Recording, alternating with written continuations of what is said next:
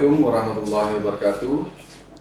Jumpa lagi dengan kita, sobat BNN, Ikatan BNN, khususnya yang ada di Sumeneb. Kebetulan agenda kita pada hari ini yaitu tentang informasi dan edukasi podcast pencegahan pada hari ini. Nah, kebetulan temanya itu pada hari ini yaitu peran P2Nord dalam mendukung program P4GN. Kebetulan alhamdulillah sudah hadir di tengah-tengah kita narasumber kita, Bang Samrudhan. Saya panggil saja Bang ya, karena ini kebetulan senior saya waktu sekolah. Baik Bang, sebelum kita membahas lebih jauh tentang permasalahan narkoba, nah selama ini peran P2Nord itu dalam mendukung program P4GN mungkin bisa dijelaskan sebelumnya apa sih P2Nord itu sendiri? Ya, terima kasih. Assalamualaikum warahmatullahi wabarakatuh. Semoga kita semua diberikan kesehatan baik dan kesuksesan baik yang maupun di akhirat. Insyaallah, amin. Amin, amin. Jadi secara prinsip P2Nord itu adalah pencegahan penyalahgunaan narkotika dan obat-obatan terlarang yang berdiri sejak sebelum adanya Badan Narkotika Nasional. P2Nord sudah melakukan kegiatan penyuluhan terhadap berbagai kalangan kaula muda. Dan segmen kaula mudanya yang dikelola juga bersinergi dengan P2Nord itu adalah Sweet Model. Sweet Model ini adalah sekolah modeling yang di dalamnya harus clear dari anti narkoba. Artinya apa? Ya, jadi lebih spesifik kepada modelingnya, namun rekrutmennya, metodenya tidak boleh ada yang berhubungan langsung ataupun tidak langsung dengan narkoba. Nah, P2Nord itu mendapatkan sertifikat langsung dari BNN melalui Kapolri, waktu itu Pak Dai Bakhtiar, dan presidennya Ibu Megawati, Menkumhamnya Prof. Yusri Izzah Mahendra.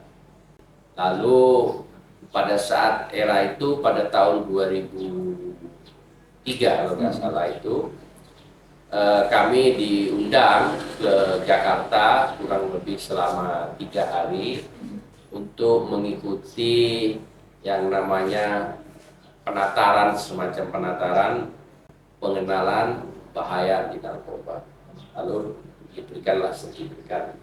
Dan di Jawa Timur itu sangat terbatas. Di Madura hanya kami. Berarti di Madura itu hanya di Sumeneb yang ada? Di Sumeneb. Karena pada saat itu era tahun 97 itu sampai dengan era tahun 2000 itu kesulitan mendapatkan NGO, non-government organization atau LSM yang memang bergerak di narkoba karena belum masih dikenal. Tetapi justru penggunaannya memang ada di masyarakat, apalagi perkotaan. Nah, oleh karena itu kami itu merajut sampai dengan sekarang, sehingga ada di BNN juga di Kabupaten Sumeneb ini bersinergi dengan BNN maupun di Polres dan Kejaksaan serta penegak hukum lainnya.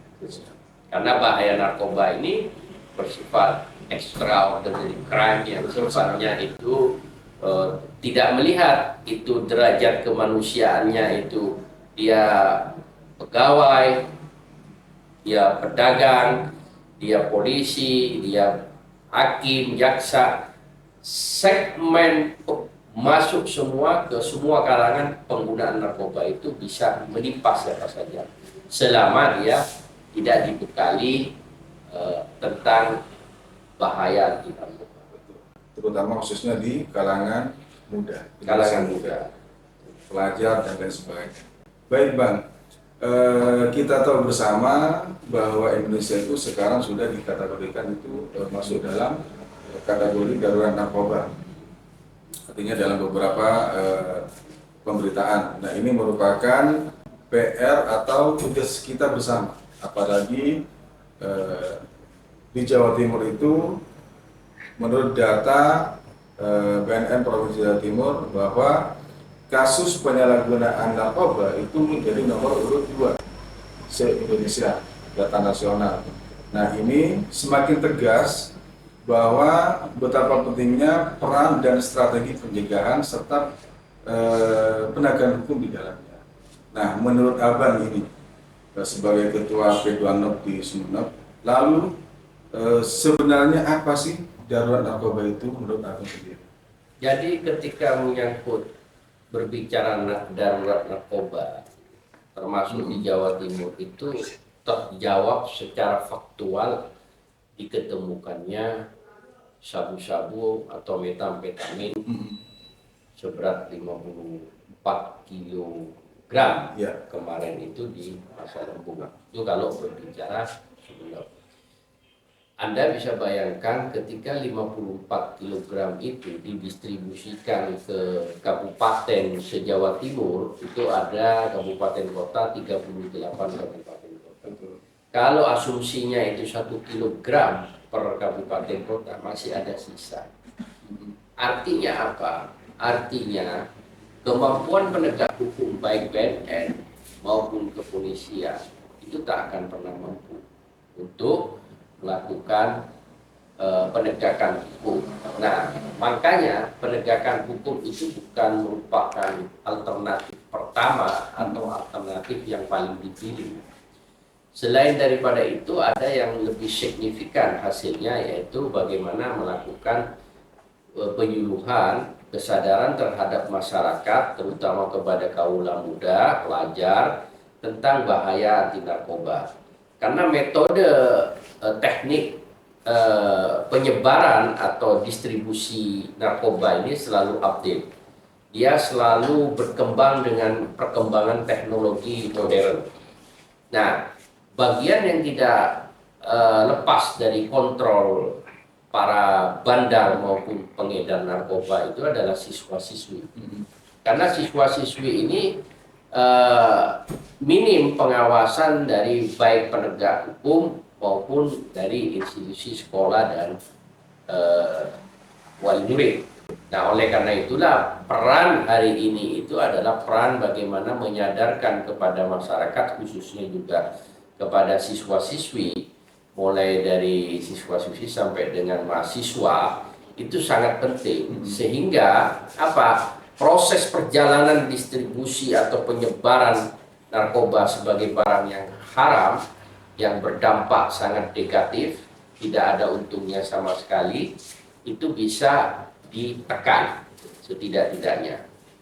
Yang berikutnya, konteks di Indonesia itu sudah pernah gagal, yaitu Indonesia Emas Anti Narkoba di eranya Pak SBY. Target di 2015 sudah harus bebas narkoba. Faktanya sampai sekarang justru menggila. Nah, itu tidak bisa dibantah. Makanya dalam proses penegakan hukum itu, Presiden itu melalui Kepresnya juga termasuk maupun Perpresnya di situ melibatkan satu unsur lagi, yaitu TNI.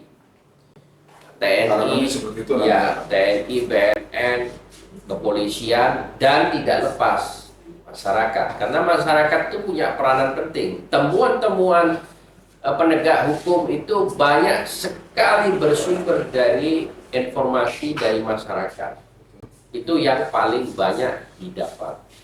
Termasuk temuan kemarin di Masa Lembu itu kan dari masyarakat nelayan yang melaporkan kepada APH, sehingga di follow up, dilakukan sebuah proses yang walaupun prosesnya sampai sekarang belum jelas siapa keterkaitan jaringan mana, itu masih mungkin dikembangkan proses penyelidikannya. Itu saya kira itu. Baik, jadi dampak sebenarnya dari penyalahgunaan narkoba itu sangat besar sekali, misalnya bagi generasi muda. Kita ketahui bersama, Bang, artinya setiap era, setiap masa itu pasti berubah. Artinya proses dari cara peredarannya. Kalau dulu mungkin narkoba kita itu mengenalnya hanya sebatas di perkotaan, Ya. tapi sekarang itu sudah merambah ke pelosok, ke desa, ke kampung.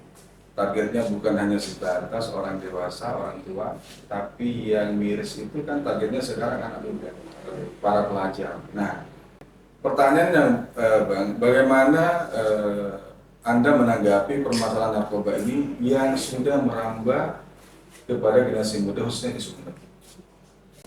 Ya, jadi ketika menyangkut soal narkoba di Madura ini khususnya juga di Sumeneb, yang paling diminati itu kan metamfetamin atau jenis sabu-sabu kata istilah orang umumnya.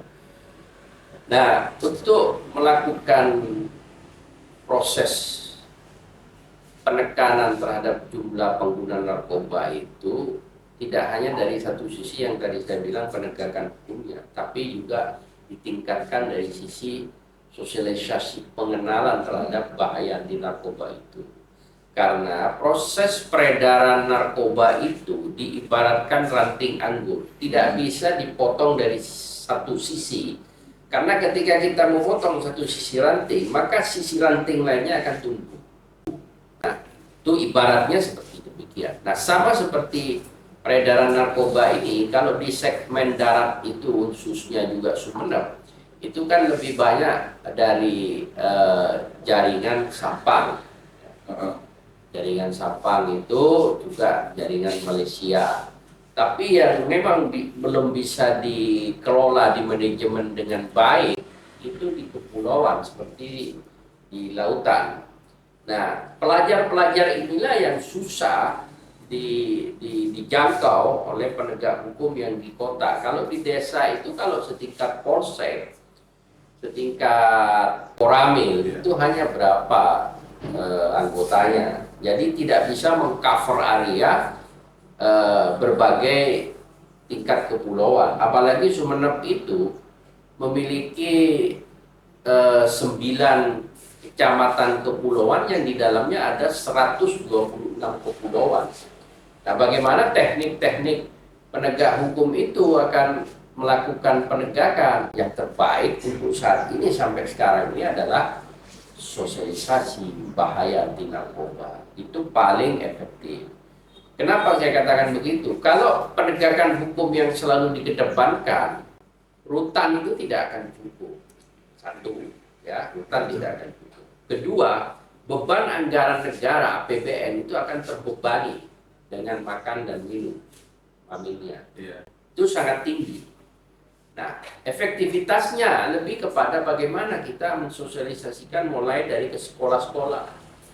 Ketika menyangkut narkoba, harus berani mengatakan tidak. Namun, yang perlu menjadi catatan, tidak hanya mensosialisasikan, tapi menggambarkan model-model style, gaya-gayanya narkoba itu sekarang kan ada bentuk permen, ada bentuk minuman, ada macam-macam teknik. Itulah yang saya katakan peredaran narkoba ini update dengan teknologi modern. Dia mengikuti perkembangan zaman. Tidak bisa dia bersifat konvensional, tapi dia modern selalu. Kenapa? Karena menyangkut bisnis. Orientasinya bisnis. Selalu diukur dengan nilai value keuangan. Nah, ya keuntungan di dalamnya. Sehingga apa? Dia model-modelnya itu masuk ke semua segmen. Saya katakan tadi, penegak hukum mana yang nggak ada yang dimasuki? Anda ingat kasus mantan Kapolda Jawa Timur yang akan dilantik itu? Ya kan? Minahasa. Nah, Teddy Minahasa. Coba bintang 2. Nah, bagaimana dengan tingkat di bawahnya yang bukan bintang? Artinya apa? Artinya begitu kuatnya kejahatan narkoba ini sehingga masuk ke semua lini jabatan. Bahkan yang katanya sampean tadi, TBNN tadi, tidak hanya di perkotaan, di tingkat desa, bahkan di pelosok-pelosok di RT RW itu sudah kena yang namanya pengguna-pengguna narkoba. Apakah pengguna itu korban? Nah, itu yang perlu kita telusuri. Tapi fakta-faktanya banyak sekali korban. Itulah yang saya katakan pentingnya sosialisasi, termasuk bagaimana penanggulangannya, seperti rehabilitasi, itu kan diwajibkan. Nah, problemnya ketika proses masuk kepada wilayah penegakan hukum, kadang rehabilitasi, mohon maaf, eh, ditolak kadang-kala atau terlewatkan. Itu yang sangat miris sekali. Harusnya lebih dikedepankan kalau mau mengefektifkan. Kenapa? Efek jerah itu tidak bisa dengan punishment, dengan tindakan hukum dengan yang demikian. Lebih kadang-kala lebih jauh efektif dengan metode-metode rehabilitasi Yang humanis lah yang istilahnya. bersifat humanis. Orang yang keluar dari rutan dengan orang yang keluar dari rehabilitasi itu berbeda sekali. Gitu. Tidak ada jaminan orang yang keluar dari rutan itu lantas lepas dari jeratan itu. Begitu juga rehabilitasi. Tapi rehabilitasi pola berpikirnya jauh lebih sehat dibanding orang yang tidak direhabilitasi. Itu fakta sekali. Baik Bang, ini kan masalah kasus penyalahgunaan narkoba ini kan merupakan tugas kita bersama. Ya. Artinya kan BNN tidak serta-merta hanya bekerja sendirian, tapi butuh elemen terkait, stakeholder terkait. Ya. Nah, selama ini tentunya harapan saya sudah ada beberapa kegiatan yang sudah dilakukan Pedano. Harapannya seperti itu. Mungkin bisa dijelaskan Bang, apa yang sudah dilakukan oleh Pedano selama ini, anggaplah yang bisa membantu kami dalam hal pencegahan. Ya, kami hanya di P2 itu fungsi pencegahan saja, baik itu yang bersifat penyuluhan, ya sosialisasi, pengenalan dan lain sebagainya. Itu agenda kita, itu agenda rutinnya kita itu mengundang beberapa orang, memperkenalkan, bahkan kita kalau ada rezeki itu memberikan semacam kostum Betul. anti narkoba dari P2 Nord kepada mereka-mereka yang memiliki visi-misi pentingnya pencegahan terhadap penggunaan narkoba. Nah, itu kami lakukan sampai dengan saat sekarang ini. Tidak hanya di daerah sini, kadang juga di Banyuwangi, ya. Lalu Jadi di luar Madura juga Ya. menjadi target. ya, kami juga ini ada wartawannya kami yang konsen juga di Banyuwangi itu menyuarakan tentang bahaya anti narkoba yang selalu bekerja sama dengan P2 Nord di Banyuwangi itu. Nah, oleh karena itu terkait masalah penyuluhan itu juga selain itu kan juga ada dari BNN juga tentunya. Nah, itulah yang kadang-kala memang jauh lebih efektif. Kenapa saya katakan? Karena dari awal saya katakan ini tugas bersama, bukan tugasnya BNN, bukan tugasnya Polri, ya kan? Tetapi tugas bersama dalam menyelamatkan kondisi bangsa ini jangan sampai terpuruk. Karena kalau sudah bangsanya itu terpuruk karena narkoba, otomatis negara ini juga Hancur dengan ya sendirinya. hancur dengan sendirinya. Bisa Anda bayangkan itu, dan itu bisa dapat dipastikan kalau dalam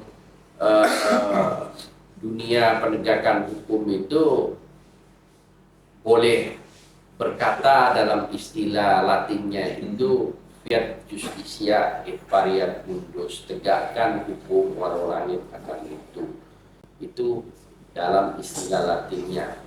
Tetapi dalam konteks humanity kita harus juga memperlakukan manusia itu dengan hak-hak konstitusionalnya, hak asasi manusianya. Tidak boleh kita itu sewenang-wenang terhadap orang, sekalipun orang itu terindikasi, tetapi selama dia bisa membongkar itu akan menjadi pertimbangan kan begitu. Dalam kasus-kasus besar juga tidak boleh menutup mata, harus membongkar jaringan-jaringan itu sendiri, karena jaringan itulah yang memang merusak negara, tidak bisa tidak. Baik Bang, tentunya Pedonat selama ini melakukan kegiatan atau melakukan aksi eh, tidak lepas dari kendala atau permasalahan. Karena apa? Kadang-kadang meskipun niat kita baik, niat kita bagus, kadang-kadang ada orang yang tidak suka, Ya.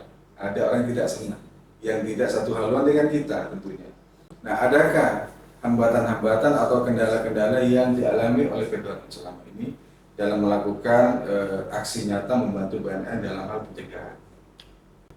Kecenderungan kami dalam melaksanakan itu kadangkala ya ada semacam intimidasi secara tidak langsung. Artinya kurangnya sambutan-sambutan, khususnya apabila di dalamnya itu diketahui misalnya ada beberapa yang terindikasi ya juga sebagai pengguna, mereka tidak antusias. Kenapa saya katakan begitu? Orang yang menggunakan itu pasti tingkat kesadarannya itu akan menurun, karena itu dampak panjang dari penggunaan jenis metamfetamin atau sabu-sabu selama ini. Sehingga apa? Mereka menganggapnya hal yang biasa, tidak perlu ditanggapi. Tetapi kami bukan menjadi hambatan, justru itu kami menjadikan tantangan bagaimana P2 Not itu tetap melakukan aktivitasnya, penyuluhan, sosialisasi anti narkoba. Artinya walaupun tidak ada bantuan dari berbagai pihak, kami tetap saja berjalan gitu aja. Adakah rencana ke depannya mungkin Bang ada semacam kolaborasi dengan lembaga terkait atau kerjasama supaya sama-sama menyampaikan pesan kepada masyarakat khususnya generasi muda supaya terselamatkan dari pengaruh narkoba? Ya, selama ini kami selalu menyampaikan hal tersebut sebagaimana apa yang disampaikan oleh Pak Yanto itu terkait kolaborasi itu ke berbagai pihak. Tetapi kami tidak bisa memaksakan karena belum tentu pihak-pihak itu menyambutnya dengan positif, dengan bisa bersinergi dengan kita. Kadang-kadang kan berjalan dengan sendirinya. Termasuk dengan Pemkab juga kami sampaikan hal-hal yang demikian, ya, baik itu melalui media dan lain sebagainya. Tapi kan kadang-kadang Pemkab itu sudah punya orang-orangnya atau LSM-LSM-nya yang dianggap berkompeten dalam bagaimana melakukan penyuluhan anti narkoba. Sehingga bagi kami, misalnya kami tidak dilibatkan tidak ada masalah karena itu adalah bagian visi misi yang sama saya kira. Sama-sama berjuang di jalan Sama-sama berjuang ya, walaupun beda jalan. Tetapi prinsipnya kami itu bagaimana kepada stakeholder yang ada di Kabupaten Sumeneb ini tidak boleh melihat sebelah mata proses peredaran narkoba ini, karena problemnya mereka itu belum merasakan bagaimana kalau di dalam keluarganya itu ada yang terpapar oleh penggunaan narkoba. Bisa Anda bayangkan begitu susahnya, karena kalau anak-anak ini biasanya itu yang menjadi kajian saya dalam analisis anak-anak yang terpapar penggunaan narkoba itu akan terjadi perubahan perilaku yang tadinya itu komunikatif lebih bersifat introvert ke dalam, dan kadangkala lebih di dalam kamar, urung. Lalu dampaknya itu tidak hanya itu, yang sering kami pelajari itu sering di rumah itu kehilangan, mulai dari yang terkecil sampai yang berharga. Gitu. Ya, ada kasus kriminal di dalam keluarga sendiri sih. Iya, ya, dan kecenderungannya keluarga itu biasanya orang tua itu menuduh jika ada orang lain yang bukan saudara atau keluarga di dalamnya, kecenderungannya itu lebih menuduh atau curiga kepada orang lain, padahal itu adalah perilaku anaknya. Dari anggota keluarganya sendiri. Dari anggota keluarganya sendiri. Baik Bang, mungkin ini terakhir bahwa kami memang menyadari bahwa tugas masalah penanggulangan narkoba ini merupakan leading sektor dari BNN. Katakanlah kami merupakan penjuru dalam masalah narkotika ini, tetapi BNN tentunya tidak akan bisa bekerja sendiri tanpa bantuan semua elemen stakeholder terkait, khususnya dari mulai swasta ataupun masyarakat. Nah, mungkin ada kehimbauan dari Abang selaku Ketua P2Not bagi pemerintah dan masyarakat terkait dengan permasalahan penyalahgunaan narkoba ke depannya. Ya, terkait program ke depannya yang berhubungan dengan bahaya anti narkoba ini, Betul.